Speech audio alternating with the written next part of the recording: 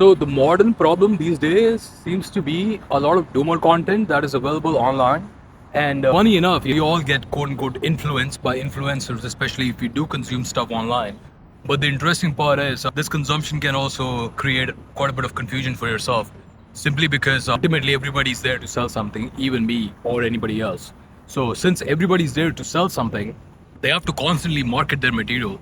So there has to be new ways of presenting the same information, and many a times that leads into creating some form of insecurity in your audience, because you got to market differently. So sometimes you would go into the fear psychology. At other times you would feed into the anger psychology. You will try to make your audience a bit angry, a bit mad, a bit jaded, and then a bit positive. So you can go through the cycle, and you can keep your audience wrapped around your finger.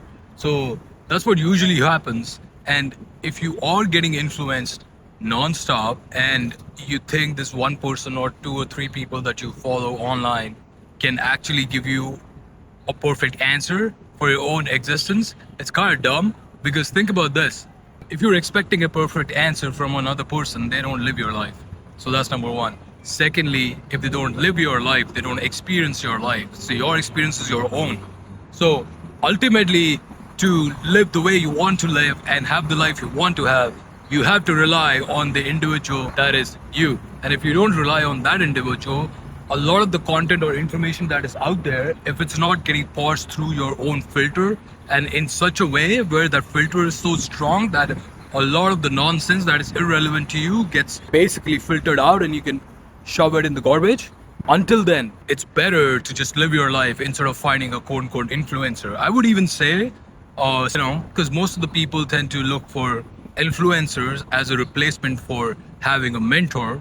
I'd rather say have people as mentors in real life or even friends and consult with them if you can, versus identifying individuals who are on the web as influencers and trying to work with them. Unless you're working with them on one-on-one basis, then that is great. But if you're not working with them on a one-on-one basis, the information that you keep consuming will create more and more thought loops that will create further and further confusion for yourself.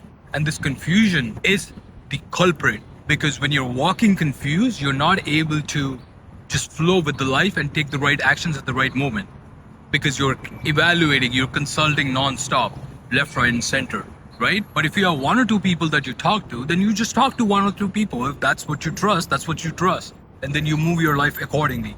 But trusting unverified, unknown sources, people you don't necessarily sort of engage with, especially like anonymous accounts and stuff like that, that are not even willing to put their reputation on the line with their face on their content, that's a risky piece. So I'll suggest to be mindful about that, because otherwise there's a whole lot of confusion that might be waiting for you down the line.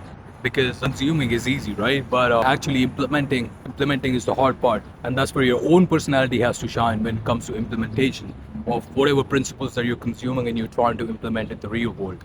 Because that's where your personality will play, nothing else. Not your influencer. Your influencer is not going to come and resolve those situations specifically for you. That's your job.